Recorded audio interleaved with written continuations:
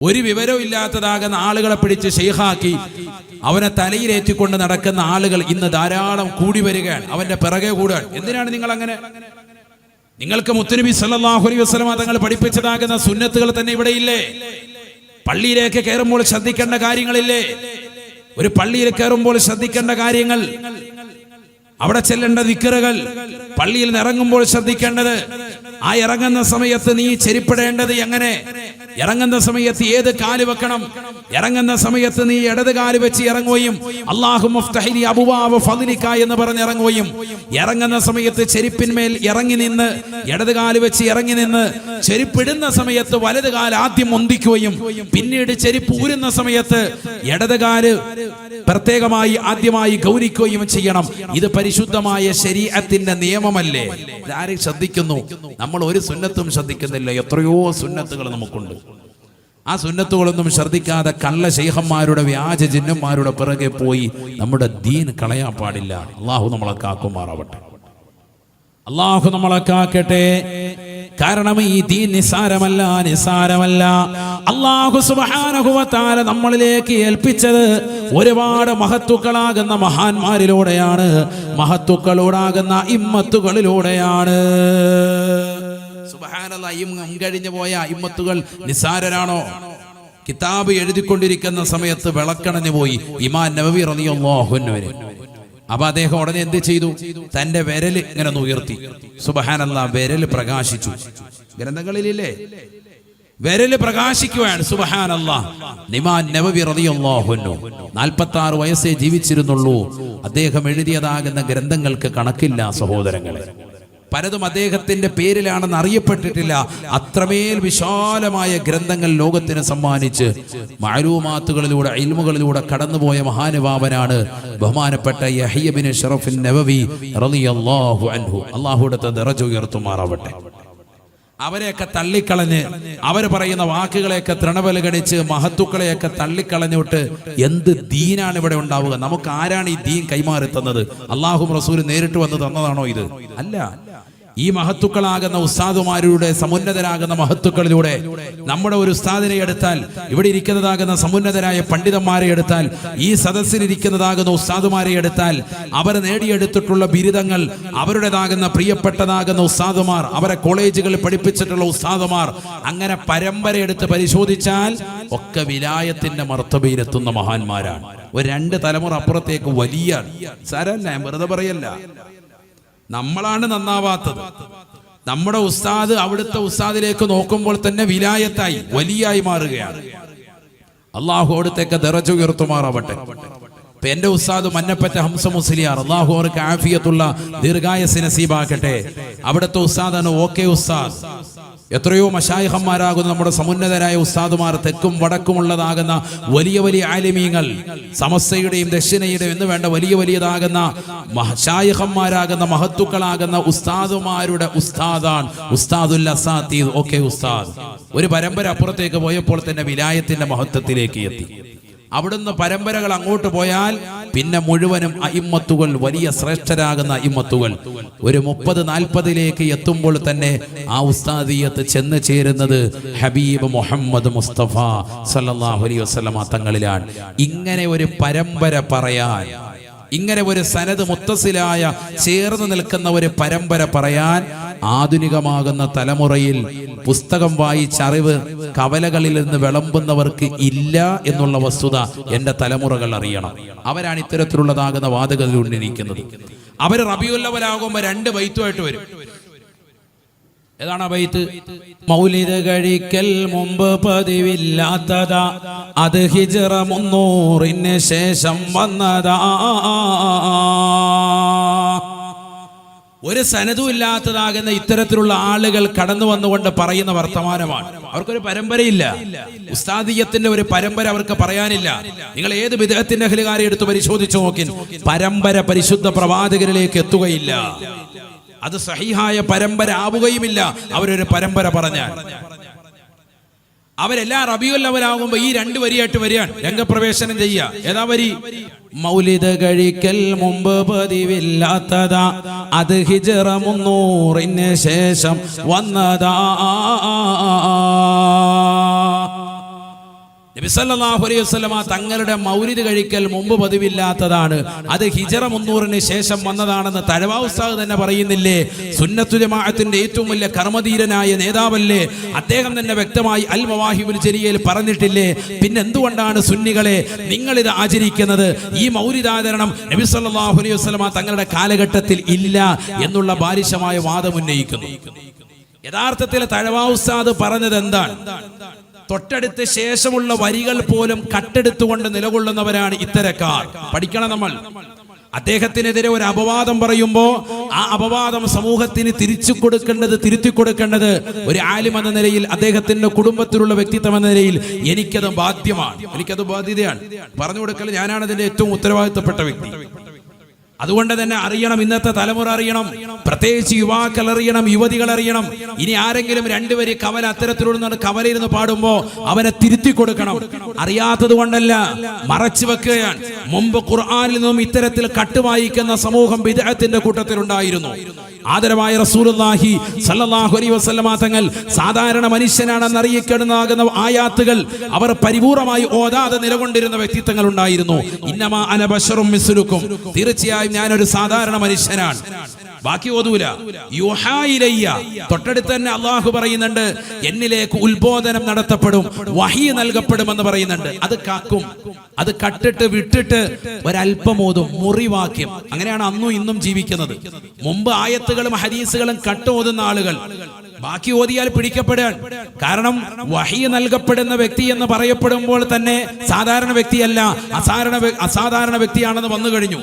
സാധാരണ മനുഷ്യനാണെന്ന് അർത്ഥം വെക്കുന്ന ആയത്ത് മാത്രം മതി അവർക്ക്.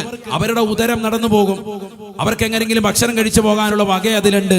അതുകൊണ്ട് അവിടം കൊണ്ട് പറഞ്ഞവർ നിർത്തും, ബാക്കി ഓതാറില്ല. മുമ്പ് ഇതേപോലെ കക്കുകയും അത് പരിപൂർണമായി വിട്ടു ഓതുകയും ചെയ്യുന്ന ആളുകൾ അന്നുമുണ്ട്, ഇന്നുമുണ്ട്. ഇന്ന് മുറിക്ലിപ്പുകളാണ്.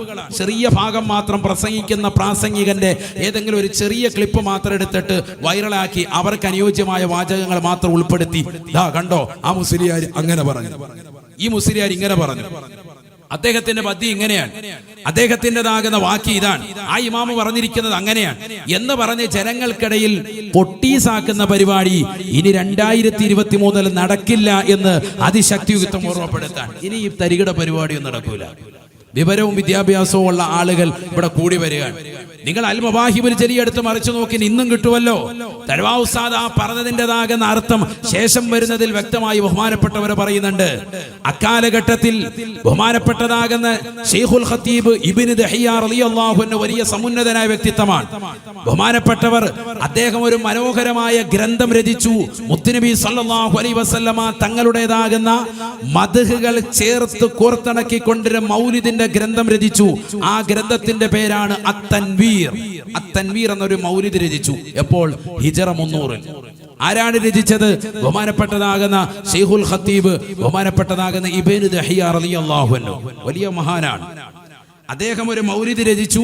ആ മൗലിദ് ബഹുമാനപ്പെട്ടതാകുന്ന അക്കാലഘട്ടത്തിലെ രാജാവായിരുന്ന മുളഫർ രാജാവ്, ബഹുമാനപ്പെട്ടവർ വലിയ വ്യക്തിത്വമാണ്. മുളഫരി എന്ന് പറയുന്ന ഒരു മസ്ജിദ് തന്നെ അദ്ദേഹം പണിത് കഴിപ്പിച്ചിട്ടുണ്ട്. വലിയ സമുന്നതനായ വ്യക്തിത്വം, വലിയ സമുന്നതനായ രാജാവാണ്. രാജാവ് എന്ന് പറഞ്ഞാൽ പോരാ, മുഹിബ്ബ് റസൂലാണ്, ആശിഖ് റസൂലാണ്. ഹബീബായ നബി സല്ലല്ലാഹു അലൈഹി വസല്ലമ തങ്ങളെ വല്ലാതെ പ്രിയം വെച്ചിരുന്ന വ്യക്തിയാണ്.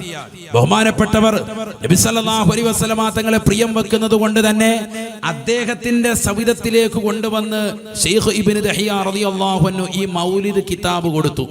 മൗലിദ് കിതാബിന്റെ പേരെന്താണ്? അത്തൻവീർ എന്നാണ് കിതാബിന്റെ പേര്. ഒരു മൗലിദ് എഴുതിയിട്ട് ബഹുമാനപ്പെട്ട രാജാവിന് സമ്മാനിച്ചു. രാജാവ് 1,00,000 പൊന്ന് അദ്ദേഹത്തിന് കൊടുത്തു. ചരിത്രം പഠിക്കണം നമ്മൾ. എത്ര കൊടുത്തത്? മൗലിദ് കിതാബ് ഒരെണ്ണം മൗലിദ് നബി സല്ലല്ലാഹു അലൈഹി വസല്ലം തങ്ങളെ കുറിച്ചുള്ള മദ്ഹ് കീർത്തനങ്ങൾ ആലപിച്ച് ഒരു മൗലിദിന്റെ ഗ്രന്ഥം രചിച്ച് മുളഫർ എന്ന് പറയുന്ന രാജാവിന്റെ കയ്യിൽ കൊടുത്തപ്പോൾ രാജാവ് എന്താ കൊടുത്തത്? 1,00,000 പൊന്ന് സ്വർണ്ണ നാണയം കൊടുക്കാൻ ഹദിയ. സുബ്ഹാനല്ലാഹ്.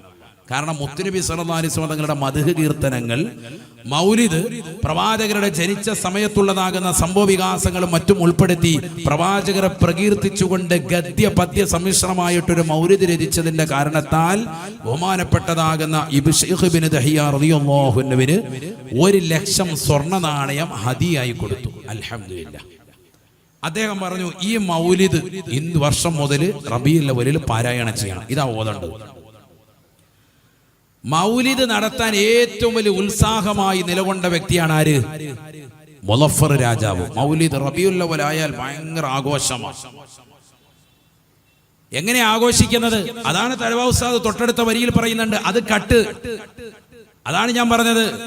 ബഹുമാനപ്പെട്ടതാകുന്ന തഴവ ഉസ്താദ് മവാഹിബുൽ ജലിയയിലൂടെ വ്യക്തമായി പഠിപ്പിക്കുകയാണ്. മലിക്കുൽ മുളഫർ തീരനായൊരു രാജനാ, ഇർബൽ ഭരിച്ചവരാണ് വൻധർമ്മിഷ്ഠനാ. മൗലിദ് കഴിക്കാൻ എന്ത് ഉത്സാഹമാ, മാസം റബീഉൽ അവ്വൽ എന്ത് ആഘോഷമാ.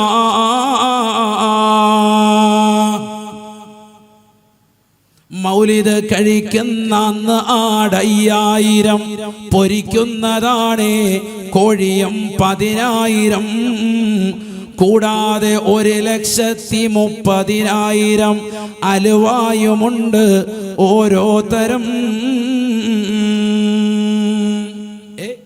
മൗലിദ് കഴിക്കുന്ന ദിവസത്തിൽ തന്നെ 5000 ആടിനെ അറക്കും.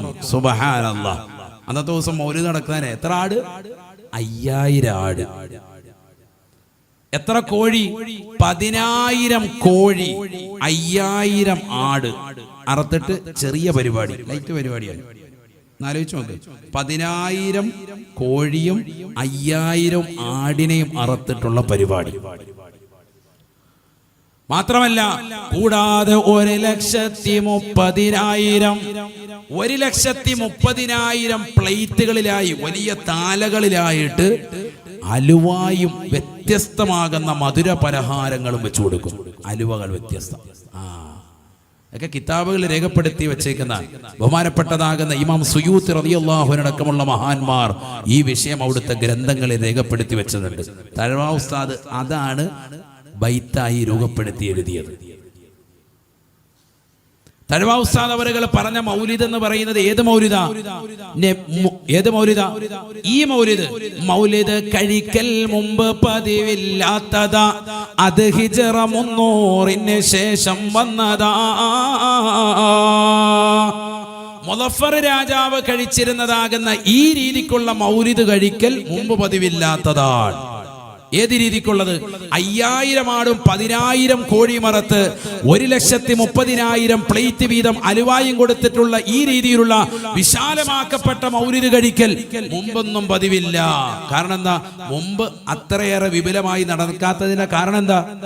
ബഹുമാനപ്പെട്ടവർ ജനിച്ചത് 300 ശേഷമാണ്. ഒരാൾ നേരത്തെ ജനിച്ചെങ്കിലല്ലേ നേരത്തെ ചെയ്യാൻ പറ്റുള്ളൂ. മുളഫർ രാജാവിന്റെ ജന്മം ഉണ്ടായതും അദ്ദേഹം ജീവിച്ചതും ഹിജ്റ 300 ശേഷമാണ്.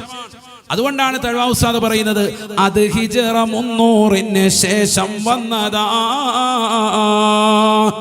ഈ രീതിയിലുള്ളതാകുന്ന വിശാലമാക്കപ്പെട്ടതാകുന്ന മൗലിദ് കഴിക്കലും ആചരണവും ഹിജ്റ 300 ശേഷം വന്നതാണ്. കാരണം ബഹുമാനപ്പെട്ടതാകുന്ന ശൈഖ് ഇബ്നു ദഹിയ റളിയല്ലാഹു അൻഹുവിന്റെ അത്തൻവീർ എന്ന് പറയുന്ന മൗലിദ് അത് രചിച്ചിട്ട് ബഹുമാനപ്പെട്ടവർ മുളഫർ രാജാവിന് കൊണ്ടുവന്ന് കൊടുത്ത് ആ മൗലിദ് കഴിച്ചുകൊണ്ടുള്ള വിവരമാക്കപ്പെട്ടതാകുന്ന സദ്യസൽക്കാരം 5000 ആടും 10,000 കോഴിയും അറുത്ത് 1,30,000 പ്ലേറ്റിൽ വരെ അലുവയും കൊണ്ടുവന്ന് കൊടുത്തിട്ടുള്ള ആയിരക്കണക്കിന് 10,000 കണക്കിന് ലക്ഷക്കണക്കിന് ആളുകളെ പങ്കെടുപ്പിച്ചിട്ടുള്ള വളരെ വിപുലമാക്കപ്പെട്ട മൗലിദ് നടത്തിയിട്ടുള്ളത് ബഹുമാനപ്പെട്ടതാകുന്ന മുളഫർ രാജാവാണ്. മുമ്പ് അങ്ങനെ നടത്തിയിട്ടില്ല. കാരണം ഹിജ്റ 300 ശേഷമാണ് അദ്ദേഹം ജനിച്ചത്, മുമ്പ് ജനിച്ചിട്ടില്ല. അതാണ് തഴവ ഉസ്താദ് പറഞ്ഞത്. അല്ലാതെ മൗലിദ് നടന്നിട്ടില്ല എന്നല്ല. മനസ്സിലാകുന്നുണ്ടോ? അതാണ് ഞാൻ പറഞ്ഞത്. ബാക്കി ഓതാത്തത്, ബാക്കി വായിക്കാത്തത് എന്തുകൊണ്ട്? മാത്രമല്ല, ഇതേ മൗലിദ്, ഇതേ മദ്ഹ് കീർത്തനത്തിൽ തന്നെ അൽ മവാഹിബുൽ ജലിയ തന്നെ ശൈഖുനാ അവറുകൾ എഴുതിയിട്ടുള്ള മവാഹിബുൽ ജലിയയിൽ തന്നെ ബഹുമാനപ്പെട്ടവർ പറയുന്നു മൗലിദ് കഴിക്കുന്നതിന്റെ പുണ്യത്തെ പറ്റി. സുബ്ഹാനല്ലാഹ്. അത് കഴിച്ചാൽ കിട്ടുന്ന നേട്ടം. അതെന്താ ആരും ഓതാത്തത്? ഇങ്ങനത്തെ അഹ്ലുകാരെന്തുകൊണ്ട് അത് പാടാത്തത്? നബിക്കുള്ള മൗലിദ് വീട്ടിലും ഓതേണ്ടതാ, അതിനാൽ മുസീബത്തൊക്കെയും നീങ്ങുന്നതാ. അല്ലാഹ്. തഴവ ഉസ്താദിന്റെ വരിയാണ്. മൗലിദ് വീട്ടിൽ ഓതണോന്ന്. അല്ലാഹ്. എവിടെയുണ്ട് ഉസ്താദ്? അൽ മവാഹിബുൽ ജലിയ ഉണ്ട്, ഓതി നോക്കണം. എവിടെയെങ്കിലും നരകത്തിന്റെയും സ്വർഗത്തിന്റെയും 2 വരിയും ഖബറെന്ന് കേട്ടാൽ തലശനം ഞെട്ടേണ്ടത് ആ 2 വരിയും പഠിച്ചാൽ അവിടെയൊന്നും കാണൂല. ഇത് തഴവ ഉസ്താദിന്റെ മവാഹിബുൽ ജിലിയെ തന്നെ ഉള്ള വരികളാണ്. നബിക്കുള്ള മൗലിദ് വീട്ടിലും ഓതേണ്ടതാ, അതിനാൽ മുസീബത്തൊക്കെയും നീങ്ങുന്നതാ. കള്ളന്റെ ശല്യം തന്നെയും ഒതുങ്ങുന്നതാ, ദാരിദ്ര്യവും നീങ്ങുന്നതായി കാണുന്നതാ. ഹർക്കും വബ ഇവയൊക്കെയും കാക്കുന്നതാ, കണ്ണേർ ഹസദ് നീങ്ങുവാൻ ഉതകുന്നതാ.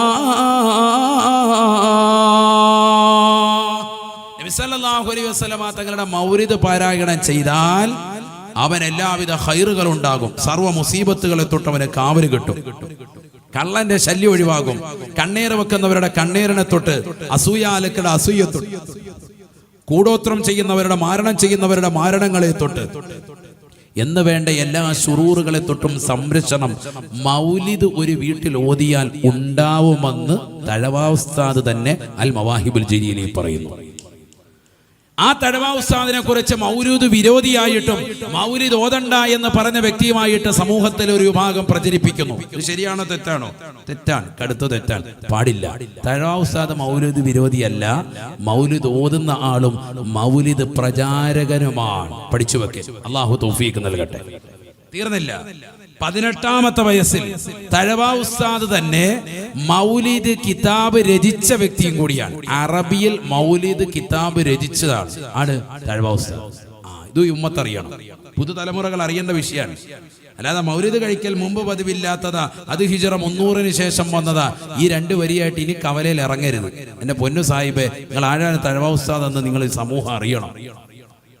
മനസ്സിലാകുന്നുണ്ടോ? 18ാമത്തെ വയസ്സിൽ മൽഹറുൽ അത്തം ബി ബർസഖിൽ അഅം എന്ന പേരിൽ അറബിയിൽ മുത്തുനബി സല്ലല്ലാഹു അലൈഹി വസല്ലമ തങ്ങളെ കുറിച്ച് 18ാമത്തെ വയസ്സിൽ ഈ മവാഹിബുൽ ജിലിയൊക്കെ എഴുന്നതിന് മുമ്പ് പറഞ്ഞത് 18ാമത്തെ വയസ്സിൽ ചെറിയ കുട്ടിയായിരിക്കുമ്പോൾ മുത്താലിമായിരിക്കുമ്പോൾ തന്നെ അറബിയിൽ എഴുതിയിട്ടുണ്ട് മൗലിദ് ഗ്രന്ഥം. അതൊന്ന് അർത്ഥം വെക്കണമെങ്കിൽ നമ്മൾ 10 കൊല്ലം കിതാബ് ഓതണം. ആ രീതിക്കാണ് ബഹുമാനപ്പെട്ടവർ അത്ര ഫസാഹത്തും ബലാഗത്തും നിറഞ്ഞ മനോഹരമായ അറബിയിൽ ഗദ്യപദ്യ സമ്മിശ്രമായി മുത്തുനബി സല്ലല്ലാഹു അലൈഹി വസല്ലമ തങ്ങളെ കുറിച്ച് മൗലിദ് എഴുതിയിട്ടുണ്ട്.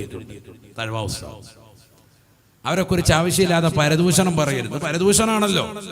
അദ്ദേഹം അങ്ങനെ പറയുന്നുണ്ട്, അദ്ദേഹം മൗലിദ് വിരോധിയാണ്, തഴവ ഉസ്താദിന്റെ ബൈത്തിലില്ലേ എന്ന് പറഞ്ഞിട്ട് ഇനി പറയുന്നവരെ തഴവ ഉസ്താദിനെ നിങ്ങൾ ആ കൂട്ടത്തിൽ പെടുത്തണ്ട. തഴവ ഉസ്താദ് അഹ്ലുസുന്നത്തി വൽ ജമാഅത്തിന്റെ വ്യക്തിത്വമാണ്, മൗലിദ് കൃത്യമായി പാരായണം ചെയ്ത വ്യക്തിത്വമാണ്, മൗലിദ് പ്രചാരകനാണ്. ബഹുമാനപ്പെട്ടവർ 300-ന് ശേഷമാണ് എന്ന് പറഞ്ഞതാകുന്ന മൗലിദ് കഴിക്കൽ മുളഫർ രാജാവ് അക്കാലഘട്ടത്തിൽ ജനിച്ചതാകുന്ന 300-ന് ശേഷം വന്നതായ മുളഫർ രാജാവിന്റെ മൗലിദ് കഴിക്കലിനെ പറ്റിയാണ്. അത് ഹിജ്റ 300-ന് ശേഷം വന്നതാണെന്നാണ് പറഞ്ഞത്. 5000 ആടും 10000 കോഴിയും 1,30,000 പ്ലേറ്റിൽ അലുവയുമായി കൊടുത്തിട്ടുള്ള വിശാലമാക്കപ്പെട്ട മൗലിദ് സൽക്കാരത്തെ കുറിച്ചാണ് ആ പറഞ്ഞത്. അപ്പൊ ഞാൻ ഈ പറഞ്ഞതിന് വൽഹാസിൽ എന്ത് മനസ്സിലായി? ആലിമീങ്ങളെ ആവശ്യമില്ലാതെ ഫിത്നയും ഫസാദും പറയരുത്. അല്ലാഹു നമ്മളെ കാത്ത് സംരക്ഷിക്കട്ടെ. لا تغتبن أحدا فضلا عن العلماء ولو بسهو لما في لحمهم ضعف. ഒരാളെ കുറിച്ചും നീ പരദൂഷണം പറയരുതേ. കാരണം പ്രത്യേകിച്ച് പണ്ഡിതന്മാരെ കുറിച്ച്, കാരണം പണ്ഡിതന്മാര് യഥാർത്ഥ ആലിമീങ്ങൾ ജീവിതത്തിൽ പരിപൂർണമായി സംശുദ്ധത വരുത്തി ജീവിച്ചതാകുന്ന തഴവ ഉസ്താദിനെ പോലെയുള്ള സമുന്നതരാകുന്ന പണ്ഡിതന്മാരെ കുറിച്ച് പരദൂഷണം പറയരുതേ. കാരണം അത്തരത്തിൽ നീ പറഞ്ഞാൽ അവരുടേതാകുന്ന മാംസത്തിൽ നിനക്ക് തീർച്ചയായും വിഷം എത്തിക്കുന്നതാണ്. അവരുടെ മാംസത്തിൽ വിഷം ഉണ്ടാവും. വിഷം കഴിച്ചാൽ എന്താ ഉണ്ടാകുക? ആരെങ്കിലും ആ വിഷം കഴിച്ചാൽ മറന്നിട്ടാണ് കഴിച്ചതെങ്കിൽ പോലും വിഷം കഴിച്ചു കഴിഞ്ഞാൽ മരണം ഉറപ്പാണ്. അതുകൊണ്ട് ആ വിഷയത്തിൽ നീ ഇടപെടരുതേ എന്ന് പണ്ഡിതന്മാർ. വലിയ വിഷയമാണ്. അള്ളാഹു തൗഫീഖ് നൽകട്ടെ. ഞാൻ ചുരുക്കത്തിൽ ടോട്ടലായി പറഞ്ഞു വന്നതാകുന്ന ആശയം ദർവാസാദിന്റെ ഒരു വിഷയം ഇടയ്ക്കൊന്ന് പറഞ്ഞു എന്ന് മാത്രം. പ്രത്യേകിച്ച് ഇന്നത്തെ തലമുറ മനസ്സിലാക്കാൻ, മൗലിദൊക്കെ നിസാരവൽക്കരിക്കുന്ന തലമുറയിലേക്ക് ഇന്ന് നമ്മുടെ തലമുറകൾ മാറ്റപ്പെട്ടു. പള്ളികളിൽ ഓതുന്ന സ്ഥലത്ത് പോലും പൂർണ്ണമായി ഭാഗമാക്കാകുന്നില്ല. ഏറ്റവും ചുരുക്കി ഉണ്ടാക്കിയതാണ് മങ്കൂസ് മൗലിദ്. മങ്കൂസ് മൗലിദ് എന്ന് പറഞ്ഞാൽ അതിനർത്ഥം തന്നെ എന്താ? ചുരുക്കപ്പെട്ട മൗലിദ് എന്നാണ്. നമ്മൾ അതും കൂടി ചുരുക്കാണ്. അത് ഒരു ഹിക്കായത്ത് ഓതിയിട്ട് അതൊക്കെ ചിരണയുണ്ടെ കൊണ്ടുപോകാം, വിഴുങ്ങ റാഹത്തായിട്ട്. അതാണ് നമ്മുടെ കൗമ്. അള്ളാഹു നമ്മളെ കാക്കട്ടെ. സുബ്ഹാന മൗലിദ് എന്ന് പറയുന്ന ഇമാം ഖസാലി റളിയല്ലാഹു അൻഹു എന്ന മഹാനുഭാവൻ 5-ാം നൂറ്റാണ്ടിൽ അദ്ദേഹം എഴുതിയതാകുന്ന മൗലിദാണ് സുബ്ഹാന മൗലിദ്. വലിയ മൗലിദ് കിതാബിൽ അത് കാണും, സുബ്ഹാന മൗലിദ്.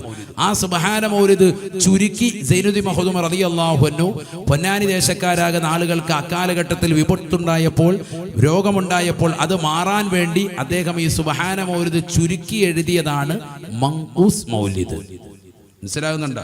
അതിനകത്തുള്ളതൊക്കെ സലാത്തിലേക്കാണ്. ഓരോന്നും സലാത്താണ്. അസ്സലാത്തു അലൻ നബി വസ്സലാമു അലാ റസൂൽ അശ്ശഫീഇൽ അബ്തഹി വൽ ഹബീബിൽ അറബി. ഒരു സലാത്താണത്. അത് ഓരോ ബൈത്ത് ചെല്ലുമ്പോഴും അതിന്റെ കൂട്ടത്തിൽ ഈ സലാത്ത് കൂടി വരണം. ഇത് ചില സ്ഥലങ്ങളിൽ എന്താ ചെയ്യുന്ന, ഒന്നായിട്ട് ബൈത്തങ്ങ് ഫുള്ളങ്ങ് ചൊല്ലി വെക്കും, എന്നിട്ട് ഒരൊറ്റ ബൈത്ത് കഴിഞ്ഞ്. കാരണം എന്താ, വേഗം തീർത്ത് കഴിഞ്ഞാൽ വേഗം കുഴിമന്തി കിഴിപൊറോട്ട അടിച്ച് റാഹത്തായിട്ട് എവിടെയെങ്കിലും കിടക്കാം, ഹലാക്കാവുള്ളൂ. അള്ളാഹു നമ്മളെ കാക്കട്ടെ. ചുരുക്കപ്പെട്ട ഈ മൗലിദ് പിന്നെ നിങ്ങൾ ചുരുക്കരുതേ എന്ന് ദയവ് ചെയ്ത് അപേക്ഷിക്കാൻ. അല്ലെങ്കിൽ ഓതാതിരിക്കുക, ഏറ്റവും നല്ലതാണ്. ഓതുന്നുണ്ടെങ്കിൽ അത് പൂർത്തിയാക്കി ഓതുക. ഇനി വളരെ സമയം കുറവാണ് എങ്കിൽ ഒരു ദിവസം ഒരു ഹിക്കായത്ത്, അടുത്ത ദിവസം അടുത്ത ഒന്ന്, അങ്ങനെ അങ്ങനെ അത് ഓതി പൂർത്തീകരിക്കണം. അതിനൊരു മര്യാദയുണ്ട്. ഓരോന്ന് ഓതുന്നതിന് ഓരോ മര്യാദയുണ്ട്. സലാത്ത് അധികരിപ്പിക്കലാണ് അതിന്റെ ഓരോ ബൈത്തുകളിലും. യാ റബ്ബി സല്ലി അലൻ നബിയ്യ മുഹമ്മദി മുൻജിൽ ഖലായിഖി മിൻ ജഹന്നമ ഫീ ഗദീ. കത്തിച്ചൊലിക്കുന്ന നരകത്തിൽ നിന്ന് സർവ്വ മനുഷ്യരെയും രക്ഷിക്കുന്നതാകുന്ന മുത്തുനബിയെ, തങ്ങളുടെ മേൽ അല്ലാഹുവിൻ്റെതാകുന്ന സലാത്ത് സലാം ഉണ്ടാവട്ടെ. യാ റബ്ബി സല്ലി അലൻ നബിയ്യ മുഹമ്മദി മുൻജിൽ ഖലായിഖി മിൻ ജഹന്നമ ഫീ ഗദീ.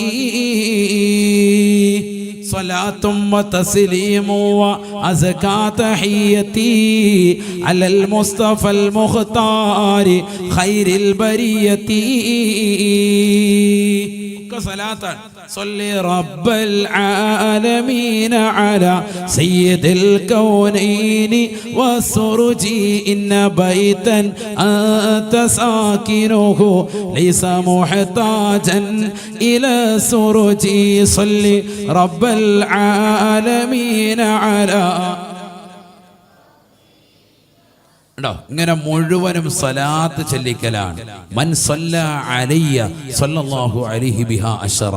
ഹബീബായ നബി തങ്ങൾ പറഞ്ഞു, എൻ്റെ മേൽ ഒരു സലാത്ത് ആരെങ്കിലും ചൊല്ലിയാൽ അവൻ്റെ മേൽ അള്ളാഹു 10 ഗുണം ചെയ്യും. സുബ്ഹാനല്ലാഹ്. അപ്പൊ മൗലിദിന്റെ സദസ്സിൽ ചൊല്ലിയാൽ ഓരോ ബൈത്ത് ചെല്ലുമ്പോഴും എത്ര സലാത്താണ് നീ ചെല്ലുന്നത്?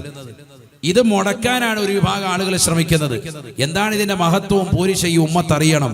അതുകൊണ്ട് ഇനിയുള്ള ദിവസങ്ങളിലെങ്കിലും നമ്മുടെ വീടുകളിൽ മൗലിദ് പാരായണം ഉണ്ടാവട്ടെ. ആലിമീങ്ങൾ പറയുന്നത്, പണ്ഡിതന്മാർ പറയുന്നത് പരിപൂർണമായി നിങ്ങൾ ഈമാൻ ഉൾക്കൊള്ളിൻ. ഖുർആൻ വെച്ചും ഹദീസും വെച്ചാണ് പറയുന്നത്. ഏതെങ്കിലും ബിദ്അത്തിന്റെ അഹ്ലുകാർ വിവരക്കേടുകൾ കവലകളിൽ നിന്ന് പറയുന്നത് വാതൊടാതെ വിഴുങ്ങരുതേ എന്ന അപേക്ഷ എന്റെ പ്രിയപ്പെട്ട സമൂഹത്തോട് ഓർമ്മപ്പെടുത്താൻ. കടുവാപ്പള്ളി മുസ്ലിം ജമാഅത്ത് എത്ര നല്ല രീതിയിലാണ് അഹ്ലുസുന്നത്തി വൽ ജമാഅത്തിന്റെ പ്രവർത്തനം ഇവിടെ നടത്തിക്കൊണ്ടുപോകുന്നത്. മനോഹരമായി അള്ളാഹുവിന്റെ ഔലിയാക്കളെ സ്നേഹിച്ച് റബീഉൽ അവൽ വരുമ്പോൾ അതിന്റെ മനോഹരമായ രീതിക്കുള്ള എല്ലാ നിലക്കുമുള്ള വിളക്കുകൾ തെളിച്ച് ദീനിയായ ആവേശങ്ങൾ ഉന്നയിച്ച് പരിശുദ്ധമാക്കപ്പെട്ട ദീനീ ദഅവത്തുകൾ നടത്തിക്കൊണ്ട് മുന്നോട്ട് പോവാൻ ഇതിനൊക്കെ തെളിവുകളുണ്ട്. ഇതൊക്കെ നിസാരമായ ഒരു കാര്യമല്ല. ഇതിനെല്ലാം പരിശുദ്ധമായ പ്രമാണബദ്ധിതമായ തെളിവുകളാണ്. ഇല്ല എങ്കിൽ പരസ്യമായി എതിർക്കാൻ ഒന്നാമതായി സുന്നത്ത് ജമാഅത്തിന്റെ പണ്ഡിതന്മാർ തന്നെ വരും. നമ്മൾ അള്ളാഹുവിന്റെ ഔലിയാക്കളെ ബഹുമാനിക്കുന്നു, ആദരിക്കുന്നു, ഒരിക്കലും ആരാധിക്കുകയല്ല. ആദരവും ആരാധനയും രണ്ടും രണ്ടാണ്. ഒരു ഖബറിന്റെ അടുക്കൽ വന്നിട്ട് ഒരു ഉമ്മ അല്ലെങ്കിൽ ഒരു ചെറുപ്പക്കാരൻ സുജൂദ് ചെയ്യുകയാണെങ്കിൽ പിടിച്ചു മാറ്റും നമ്മൾ അവനെ. സുജൂദ് പാടില്ല, ചെയ്യാൻ പാടില്ല. പറയുക മാത്രമല്ല, പ്രവൃത്തിയിലും നമ്മൾ കൊണ്ടുവരും. അവരുടെ മുന്നിൽ സുജൂദ് പാടില്ല. ലാ യസ്ജുദു ലി അഹദിൻ അഹദ. മുത്തുനബി സല്ലല്ലാഹു അലൈഹി വസല്ലം തങ്ങൾ പറഞ്ഞു, ഒരു സൃഷ്ടി മറ്റൊരു സൃഷ്ടിക്ക് സുജൂദ് ചെയ്യാൻ പാടില്ല. അങ്ങനെ സുജൂദ് ചെയ്യാൻ കൽപ്പിക്കുമായിരുന്നുവെങ്കിൽ ഭാര്യയോട് ഭർത്താവിന് സുജൂദ് ചെയ്യാൻ ഞാൻ കൽപ്പിക്കുമായിരുന്നു എന്ന് നബി മുഹമ്മദ് മുസ്തഫ. അങ്ങനെ പാടില്ലാത്തത് കൊണ്ട് അതും പറഞ്ഞിട്ടില്ല. അങ്ങനെ കൽപ്പിക്കുമായിരുന്നെങ്കിൽ കടമകൾ നിർവഹിക്കുന്നതിൽ ഭർത്താവിനോട് ഏറ്റവും ബന്ധം വെക്കാൻ വേണ്ടി ഒരു ഭാര്യയോട് ഭർത്താവിന് സുജൂദ് ചെയ്യാൻ ഞാൻ പറയുമായിരുന്നു എന്ന് മുഹമ്മദ് മുസ്തഫ സല്ലല്ലാഹു അലൈഹി വസല്ലം. പക്ഷെ അത് പാടില്ലാത്തതാണ്. പിന്നല്ലേ ഔലിയാക്കളുടെ മുന്നിൽ പോയി സുജൂദ് ചെയ്യൽ? അത് പരിശുദ്ധ ഇസ്ലാമിനെതിരാണ്. നമ്മൾ ദീനിൽ ഇഫ്റാത്തും പാടില്ല, തഫ്രീത്തും പാടില്ല. അങ്ങേയറ്റം സൂപ്പർ സുന്നി എന്ന് പറഞ്ഞ് 110ലേക്ക് പോയി ഖബറിങ്കിൽ പോയി മുട്ടിട്ട് കിടക്കുന്ന, കെട്ടിപ്പിടിച്ച് കിടന്ന് സുജൂദിൽ അർപ്പിക്കുന്ന പണി പരിശുദ്ധ ഇസ്ലാമിലില്ല. എന്നാൽ മാറി നിന്നുകൊണ്ട് അവരെ കൊങ്ങനം കുത്തി ഇങ്ങനെ ഒരു വിഭാഗമില്ല എന്ന് പറഞ്ഞ് വാറോലുകൾ എഴുതി പിടിപ്പിച്ചിട്ട് ഫേസ്ബുക്കിലും വാട്സാപ്പിലും ഇൻസ്റ്റഗ്രാമിലും അത്തരത്തിലുള്ള ചെറിയ ക്ലിപ്പുകൾ കാണുമ്പോൾ നബിദിനം ശിർക്കാണ്, അനാചാരമാണെന്ന് കാണുമ്പോൾ അതെടുത്തുകൊണ്ട് പരിപൂർണമായി ഷെയർ ചെയ്തിട്ട് അല്ലെങ്കിൽ പ്രൊഫൈൽ പിക്ചർ ഇട്ട് തന്റെ DP ആക്കിയിട്ട് സ്റ്റാറ്റസ് വെച്ച് ജനങ്ങളെ പരിശുദ്ധമായ ഇസ്ലാമിന്റെ യഥാർത്ഥ ആശയത്തിൽ നിന്ന്, തനിമയിൽ നിന്ന് വ്യതിചലിപ്പിക്കുന്ന പ്രിയപ്പെട്ട ചെറുപ്പക്കാർ, നിങ്ങൾ യഥാർത്ഥ ദീൻ എന്താണെന്ന് അറിയണം. അതിനാണ് ഇന്നത്തെ പ്രഭാഷണം നിങ്ങൾക്ക് സമർപ്പിച്ചത്. അള്ളാഹുവിന്റെ സമുന്നതരാകുന്ന പ്രവാചകന്മാർ, 1,24,000 വരുന്ന അംബിയാ മുർസലീങ്ങൾ, അവർ നമുക്ക് നൽകിയത് പരിശുദ്ധമായ ഹിദായത്താണ്. മുത്തുനബി മുഖേന, സഹാബത്ത് മുഖേന, ശേഷം വരുന്ന താബിഈകൾ മുഖേന, അതിനുശേഷം വരുന്ന തബഉ താബിഈകൾ മുഖേന, അതിനുശേഷം വന്ന അഇമ്മത്തുകളാകുന്ന അബൂ ഹനീഫത്തുൽ കൂഫി, ഇമാം മാലിക് റളിയല്ലാഹു അൻഹു, ബഹുമാനപ്പെട്ട അഹ്മദ് ബിൻ ഹംബൽ റളിയല്ലാഹു അൻഹു, ഇമാമുന ഷാഫി റളിയല്ലാഹു അൻഹു അടക്കമുള്ള മഹത്തുക്കളിലൂടെ, രണ്ടാം ഷാഫി എന്നറിയപ്പെടുന്ന നബവി റളിയല്ലാഹു അൻഹു അടക്കമുള്ള മഹാന്മാരിലൂടെ, ഇബ്നു ഹജർ അൽ ഹൈതമി റളിയല്ലാഹു അൻഹു അടക്കമുള്ളതാകുന്ന മഹത്തുക്കളിലൂടെ, ശേഷം വന്നതാകുന്ന സൈനുദ്ദീൻ മഖ്ദൂം റളിയല്ലാഹു അൻഹു അടക്കമുള്ള മഹാന്മാരിലൂടെ മഹത്തുക്കളാകുന്ന അല്ലാഹുവിന്റെ വിലായത്ത് എത്തിച്ചതാകുന്ന മുദർരിസീങ്ങൾ, ഹാഫിളീങ്ങൾ, ഉലമാക്കൾ, പണ്ഡിതന്മാർ, നമ്മുടെ സമുന്നതരായ ഉസ്താദുമാരിലൂടെ നമുക്ക് കൈമാറി കിട്ടിയതാകുന്ന ഖുർആനികമാകുന്ന ആവേശം, ആ ഖുർആൻ പഠനം നിർത്തിക്കൊണ്ടുള്ള മനോഹരമായ പഠനം, അത് മുൻനിർത്തിക്കൊണ്ടാവട്ടെ നമ്മുടെ ജീവിതം. മറ്റെല്ലാം തള്ളിക്കളയണം. പുതിയതാകുന്ന വാദങ്ങൾ ഉന്നയിച്ച് മുൻഗാമികളെ തള്ളിക്കളഞ്ഞുകൊണ്ട് വരുന്നതാകുന്ന ഇത്തരത്തിലുള്ള ആശയ ആദർശങ്ങളുമായി വരുന്നവരെ പാടെ പരിപൂർണമായി ഒഴിവാക്കണം. കാരണം അവർ ദീനിൽ കടന്നുകൂടിയിട്ട് പറയണ്ട എന്ന് വിചാരിക്കുമ്പോഴും വീണ്ടും വീണ്ടും ജനങ്ങളെ ആവശ്യമില്ലാതെ തെറ്റിദ്ധരിപ്പിച്ച് ചെറുപ്പക്കാരായ ആളുകളെ പരിശുദ്ധമായ ഇസ്ലാമിന്റെ യഥാർത്ഥ ചിഹ്നങ്ങളിൽ നിന്ന് അടർത്തി മാറ്റിക്കൊണ്ടുപോകുന്ന ഒരു കാലഘട്ടം. അതുകൊണ്ട് പറയാതെ വയ്യ, ഇത് പറഞ്ഞുകൊണ്ടേയിരിക്കും. ഹൽക്കിൽ ജീവനുള്ള കാലഘട്ടത്തോളം സുന്നത്ത് ജമാഅത്ത് ജനങ്ങളിലേക്ക് എത്തിക്കുകയും ദീൻ ജനങ്ങളിലേക്ക് എത്തിച്ചു കൊടുക്കാൻ വേണ്ടി അശ്രാന്ത പരിശ്രമം നടത്തുകയും ചെയ്യും. അൽഹംദുലില്ലാഹ്, അതിനുവേണ്ടി കളമൊരുക്കുകയാണ് നമ്മുടെ ജമാഅത്തുകൾ. അല്ലാഹു ബറക്കത്ത് ചൊരിയട്ടെ. ഇന്നക ലതഹ്ദീ ഇലാ സിറാത്തിൻ മുസ്തഖീം. നബിയേ നബിയേ, തങ്ങൾ മുഖേനയാണ് യഥാർത്ഥമായ ഹിദായത്ത്, സന്മാർഗത്തിന്റെ പന്താവ്. സല്ലല്ലാഹു അലൈഹി വസല്ലം തങ്ങൾ മുഖേനയെ ഹിദായത്ത് കിട്ടൂ. അങ്ങനെയാണ് ഈ ലോകത്ത് ദഅവത്ത് നടന്നിട്ടുള്ളത് മുഴുവൻ. നബി സല്ലല്ലാഹു അലൈഹി വസല്ലം തങ്ങളിലേക്കാണ് ഈ ആയത്ത്. മനസ്സിലാക്കണം. നോക്കൂ നിങ്ങൾ, ബഹുമാനപ്പെട്ടതാകുന്ന മുത്തുനബി സല്ലല്ലാഹു അലൈഹി വസല്ലം തങ്ങൾ തന്നെ പറഞ്ഞിട്ടുണ്ട്, ഞാൻ ഈ ലോകത്തേക്ക് ഭൂജാതനാകാൻ കാരണം സയ്യിദുനാ ഇബ്രാഹിം നബി അലൈഹിസ്സലാമിന്റെ പ്രാർത്ഥനയാണ്. അനബി ദഅവത്തി ഇബ്രാഹിം. ഇബ്രാഹിം നബി അലൈഹിസ്സലാം പരിശുദ്ധമായ കഅബാലയം പണിയാൻ അള്ളാഹു കൽപ്പിച്ചതിന്റെ അടിസ്ഥാനത്തിൽ ഇബ്രാഹിം നബിയും മകനാകുന്ന ഇസ്മായിൽ നബി അലൈഹിസ്സലാമും കൂടി പരിശുദ്ധമായ കഅബാലയം പണിത് തീർത്തിട്ട് കഅബയുടെ പരിസരത്ത് വെച്ചുകൊണ്ട് പൊട്ടിക്കരഞ്ഞുകൊണ്ട് ദുആ ചെയ്തു, അല്ലാഹുവേ, ഞങ്ങൾ ഈ പണിതാകുന്ന ദേവാലയം, പരിശുദ്ധമാക്കപ്പെട്ട കഅബാലയം, നിന്നെ ആരാധിക്കാൻ വേണ്ടിയിട്ടുള്ള ഈ ഗേഹം ലോകമെമ്പാടുമുള്ള ജനങ്ങളുടെ ഹൃദയാന്തരങ്ങളെ ഈ പരിശുദ്ധമാക്കപ്പെട്ടതാകുന്ന കഅബാലയത്തിലേക്ക് തിരിക്കുകയും ഇത് ഞങ്ങളിൽ നിന്ന് നീ സ്വീകരിക്കുകയും ചെയ്യണേ നാഥ. ഇബ്രാഹിം നബി അലൈഹിസ്സലാം ദുആ ചെയ്തു. ഖുർആനാണ്. ആ ദുആയിന് പുറമേ ബഹുമാനപ്പെട്ടവർ ദുആ ചെയ്തു, അല്ലാഹുവേ, ഇവരിൽ നിന്ന് ഖുറൈശികളാകുന്ന ആളുകളിൽ നിന്ന് തന്നെ നല്ല ഒരു മകനെ, ഒരു പിൻഗാമിയാകുന്ന നല്ല ഒരു സാലിഹായ ഒരു പേരക്കുട്ടിയെ എനിക്ക് ഈ പരിശുദ്ധമാക്കപ്പെട്ട ദീനിന്റെ സംസ്ഥാപനത്തിന് വേണ്ടി ജനങ്ങളെ നന്നാക്കിയെടുക്കാൻ, തസ്കിയത്ത് ചെയ്യാൻ, ഖുർആൻ പഠിപ്പിച്ചു കൊടുക്കാൻ ജനങ്ങളിൽ നിന്ന് തന്നെ നല്ല ഒരു മനുഷ്യനെ അവരിലേക്ക് നിയോഗിക്കുകയും ചെയ്യണേ അല്ലാഹ്. ദുആ ചെയ്തതാരാൻ? സയ്യിദുനാ ഇബ്രാഹിം നബി അലൈഹിസ്സലാം. ഖുർആൻ പറയുന്നുണ്ട് ഈ സംഭവം. وعهدنا إلى إبراهيم وإسماعيل أن طهرا بيتي للطائفين والعاكفين والركع السجود. അല്ലാഹു സുബ്ഹാനഹു വ തആല ഇബ്രാഹിം നബി അലൈഹിസ്സലാമിനോടും മകനാകുന്ന ഇസ്മായിലിനോടും കൽപ്പിച്ചു അത്രേ, അല്ലയോ ഇബ്രാഹീമേ, നീ നിന്റെ മകനാകുന്ന ഇസ്മായിലുമായി ജനങ്ങൾക്ക് എക്കാലഘട്ടത്തിലും ആരാധിക്കാനുള്ള പവിത്രമായ ഗേഹത്തെ പണിയണേ. ഇബ്രാഹിം നബി അലൈഹിസ്സലാം തന്റെ പ്രിയപ്പെട്ടതാകുന്ന മകനുമായി പരിശുദ്ധമായ കഅബാലയം പണിയുവാണ്. സുബ്ഹാനല്ലാഹ്. മലക്കുകൾ കേവലം ഫൗണ്ടേഷൻ ഇട്ടിരിക്കുന്നതായ കഅബാലയത്തിന്മേൽ വളരെ മനോഹരമായി പണി പൂർത്തീകരിക്കുകയാണ് സയ്യിദുനാ ഇബ്രാഹിം നബി അലൈഹിസ്സലാം.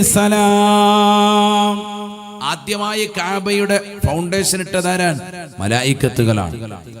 ശേഷം അതിന്മേൽ പലരും കൈവച്ചിട്ടുണ്ട്. കഅബാലയം പലരും പണിതിട്ടുള്ളതാ, 12 പേരവരാണ് ചരിതമിലുള്ളതാ.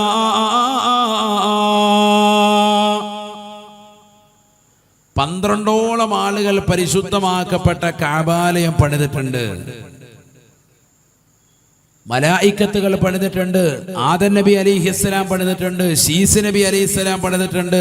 ഇബ്രാഹിം നബി അലൈഹിസ്സലാം പണിതിട്ടുണ്ട്. അമാലിക്ക ഗോത്രക്കാര് പണിതിട്ടുണ്ട്. ജുർഹും ഗോത്രക്കാര് പണിതിട്ടുണ്ട്. അവസാനമായി ഫഹദ് രാജാവ്, അദ്ദേഹം മോടി പിടിപ്പിച്ച രൂപത്തിലും ഭാവത്തിലുമാണ് ഇന്ന് കഅബ നിലകൊള്ളുന്നത്. ഇന്ന് നമ്മുടെ കൺകുളിർക്കെ കാണുന്ന കഅബ അവസാനമായി അതിന്റെ പണി പൂർത്തീകരിച്ചത്, അതിന്റെ കേടുപാടുകൾ തീർത്ത് പണിതത് ഫഹദ് രാജാവിന്റെ കാലഘട്ടത്തിലാണ്. അല്ലാഹു അവർക്ക് വർണ്ണമായ പ്രതിഫലം നൽകി അനുഗ്രഹിക്കട്ടെ. ധാരാളം പണികൾ ഹറം ഷരീഫിലെ ഇരു ഹറമുകളുടേതാകുന്ന പണികളും ഒക്കെ വളരെ വിപുലമായി അത് ആസൂത്രണമായി ചെയ്തതും, മസ്ജിദ് ഖുബ അടക്കമുള്ളതാകുന്ന പള്ളികളൊക്കെ ഇന്ന് കാണുന്ന രീതിയിൽ വളരെ വിശാലമായി സൗകര്യമൊക്കെ ചെയ്തിട്ടുള്ളത് ഫഹദ് രാജാവിന്റെ കാലഘട്ടത്തിലാണ്. അങ്ങനെ 12ഓളം ആളുകൾ പരിശുദ്ധമാക്കപ്പെട്ടതാകുന്ന കഅബാലയം പണിതിട്ടുണ്ട്. കഅബാലയം പലരും പണിതിട്ടുള്ളതാ, 12 പേരവരാണ് ചരിതമിലുള്ളതാ. മലാക ആദം ശീസ് ഇബ്രാഹിമുമാ അമാലിക്കും ജുറുഹും ഖുസയ്യ ഖുറൈശുമാ അബ്ദുല്ല ഹജ്ജാജും മുറാദു സുമാനിയും അവസാനമായി ഫഹദാണ് ആൽ സഊദിയും. ഇങ്ങനെ 12 ഈ ബൈത്തിലുണ്ട് 12ഓളം ആളുകൾ. അതിൽ ഗോത്രക്കാരുണ്ട്, പ്രവാചകന്മാരുണ്ട്. അവ മലായിക്കത്തുകൾ ഫൗണ്ടേഷൻ ഇട്ടിട്ട് ശേഷം ആദം നബി അലൈഹിസ്സലാം, ശീസ് നബി അലൈഹിസ്സലാം, പിന്നീടാണ് സയ്യിദുനാ ഇബ്രാഹിം നബി അലൈഹിസ്സലാം പണിയുന്നത്. ഒക്കെ ഈ ഉമ്മത്ത് അറിയണം. പലരും കഅബ കാണുന്നു, പോകുന്നു, തവാഫ് ചെയ്യുന്നു, ഉംറ നിർവഹിക്കുന്നു, ഹജ്ജ് കഴിഞ്ഞ് വരുന്നതല്ലാതെ എന്താണ് ഈ കഅബയുടെ ചരിത്രം പലപ്പോഴും പലർക്കും അറിയാതെ പോവുകയാണ്. പഠിക്കണം, നമ്മൾ അറിയണം, നമ്മൾ ഉൾക്കൊള്ളണം. അല്ലാഹു തൗഫീഖ് നൽകട്ടെ. കഅബ പണിയാൻ വേണ്ടി അല്ലാഹു സുബ്ഹാനഹു വ തആല അതിന്റെ പൂർത്തീകരണത്തിന് വേണ്ടി ഇബ്രാഹിം നബിയോടും മകൻ ഇസ്മായിലിനോടും കൽപ്പിച്ചു. രണ്ടുപേരും പരിശുദ്ധമായ കഅബ പണിതു. പണിതതിന് ശേഷം അവർക്ക് പോയാൽ മതി. പക്ഷെ രണ്ടുപേര് കഅബ പണിത് പൂർത്തീകരിച്ചിട്ട് ദുആ ചെയ്യാൻ. ربنا تقبل منا وإذ يرفع إبراهيم القواعد من البيت وإسماعيل ربنا تقبل منا إنك أنت السميع العليم.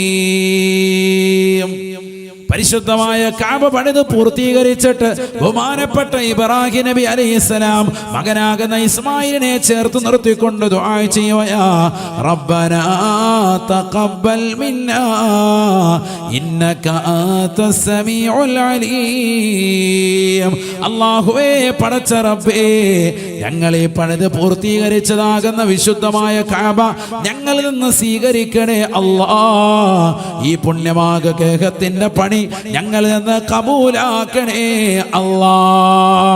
അല്ലാഹുവാണ് കൽപ്പിച്ചത്, പടച്ച റബ്ബാണ് നിർവഹിക്കാൻ പറഞ്ഞത്. എന്നിട്ട് പൂർത്തീകരിച്ചിട്ടും റബ്ബിനോട് പറയുന്നു അല്ലാ ഞങ്ങളിത് ചെയ്തു, നീ സ്വീകരിക്കണേ അല്ലാ. ആധുനിക നവസമൂഹം പഠിച്ചു വെക്കണേ, നമസ്കരിക്കാൻ അല്ലാഹുവാണ് നമ്മളോട് കൽപ്പിച്ചത്. ആ നമസ്കാരം കഴിഞ്ഞ് ചാടി എഴുന്നേറ്റ് ഇന്നാൽ പിടിച്ചോ എന്ന് പറഞ്ഞുകൊണ്ട് എഴുന്നേറ്റ് പോകുന്ന സമൂഹമായി ബിദ്അത്തിന്റെ വക്താക്കളായി മാറല്ലേ, മാറല്ലേ. അത് ഇബ്രാഹിം നബിയുടെ ചര്യല്ല, ചര്യല്ല. വത്തബിഅ മില്ലത ഇബ്രാഹിം ഹനീഫാ. അണുപിട വ്യതിചലിക്കാതെ ഇബ്രാഹിം നബിയുടെ ചര്യ പിൻപറ്റണമെന്ന് പരിശുദ്ധമായ ഖുർആൻ പറഞ്ഞുവെങ്കിൽ ഇബ്രാഹിം നബിയുടെ ചര്യയിൽ പെട്ടതാണ്. അല്ലാഹ് കൽപ്പിച്ചിട്ട് ചെയ്ത അമലിനെ പോലും അത് ചെയ്ത് പൂർത്തീകരിച്ചതിന് ശേഷം അല്ലാഹുവിനോട് ദുആ ചെയ്യുന്നു, അല്ലാഹുവേ തഖബ്ബൽ മിന്നാ, ഞങ്ങൾ നിന്ന് സ്വീകരിക്കണേ അല്ലാ. 5 വഖത്ത് നമസ്കാരങ്ങൾ നിർവഹിച്ച് ഒരു ദിക്ർ പോലും ചൊല്ലാതെ, ഒരു ഇസ്തിഗ്ഫാർ പോലും ചൊല്ലാതെ ചാടി എഴുന്നേറ്റ് ഓടുന്നതായ പ്രിയപ്പെട്ട പെങ്ങളെ, സഹോദരാ സഹോദരി, പഠിച്ചു വെക്കണേ, പഠിച്ചു വെക്കണേ. ആ നമസ്കാരം കഴിഞ്ഞ് അതബോടുകൂടി ഇരിക്കണേ, അൽഹംദുലില്ലാഹ് പറയണേ, ഒരു സ്വലാത്ത് മുത്ത് നബിയുടെ മേൽ ചൊല്ലണേ. റബ്ബനാ തഖബ്ബൽ മിന്നാ ഇന്നക അൻതസ് സമീഉൽ അലീം.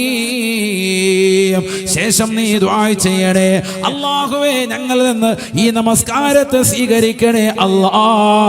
നീ എല്ലാം അറിയുന്നവനാണ്, കേൾക്കുന്നവനാണ്. ഈ ദുആ ഉറപ്പായും ഇജാബത്താണ്, ഇജാബത്താ. കാരണം ഈ പ്രാർത്ഥന നിർവഹിച്ചത് ആദ്യമായി സയ്യിദുനാ ഇബ്രാഹിം അലൈഹിസ്സലാം. നമ്മളിന്ന് നിസ്കാരം കഴിഞ്ഞിട്ട് ഇതൊന്നുമില്ല. റബ്ബനാ തഖബ്ബൽ മിന്നാ ഇന്നക അൻതസ് സമീഉൽ അലീം. ആ ദുആയിനൊന്നും ഒരു വില കൊടുക്കുന്നില്ല.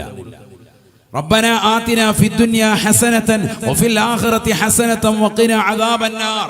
നബി തങ്ങൾ പഠിപ്പിച്ച ദുആ നമ്മൾ അതിന് ശ്രദ്ധ കേന്ദ്രീകരിക്കുന്നില്ല.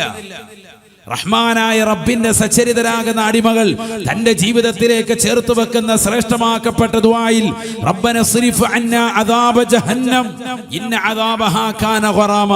അല്ലാഹുവേ കത്തിജ്വലിക്കുന്ന നരകത്തിൽ നിന്ന് ഞങ്ങളെ നീ സംരക്ഷിക്കണേ എന്നുള്ള ദുആ ഇന്ന് മുസ്ലിം ഉമ്മത്തിന്, ഇന്നത്തെ നവതലമുറയ്ക്ക് അന്യവൽക്കരിച്ചിരിക്കുകയാണ്. ഈ ദുആയിനൊന്നും നമ്മൾ ശ്രേഷ്ഠതവൽക്കരിക്കുന്നില്ല, അതൊക്കെ നമ്മൾ അന്യവൽക്കരിച്ചു. നമുക്ക് അർത്ഥമറിയാത്ത ഏതെങ്കിലും കടുകട്ടിയുള്ള വാക്ക് വെച്ച് ആരെങ്കിലും ദ്വാരക്കുന്നുണ്ടെങ്കിൽ അത് വലിയ സംഭവമായി നമ്മൾ ഇന്നത്തെ തലമുറ എണ്ണി. അള്ളാഹു നമ്മളെ കാക്കട്ടെ. ഈ ശ്രേഷ്ഠമായ ദുആഇനൊന്നും, പ്രവാചകന്മാർ ദുആ ചെയ്ത ഈ പ്രാർത്ഥനയ്ക്കൊന്നും മുസ്ലിം സമൂഹം ഇന്നത്തെ തലമുറ വില കൽപ്പിക്കാതെ പോയി. റബ്ബനാ ളലംനാ അൻഫുസനാ വഇല്ലം തഗ്ഫിർ ലനാ വതർഹംനാ ലനകൂനന്ന മിനൽ ഖാസിരീൻ. അല്ലാഹുവേ, ഞങ്ങൾ ഞങ്ങളുടെ സ്വന്തത്തോട് അക്രമം പ്രവർത്തിച്ചു, നീ പുറത്തു നൽകിയില്ല എങ്കിൽ, കരുണ ചൊരിഞ്ഞില്ല എങ്കിൽ ഞങ്ങൾ തീർച്ചയായും പരാജയപ്പെട്ടു പോകും റബ്ബേ. സയ്യിദുനാ ആദം അലൈഹിസ്സലാം പ്രഥമ പിതാവിന്റെ ദുആ ആണ്, നമ്മുടെ വല്ലിപ്പയുടെ ദുആ ആണ്. മക്കളാകുന്ന നമുക്ക് ആ ദുആഇനോട് അവഗണനയാണ്.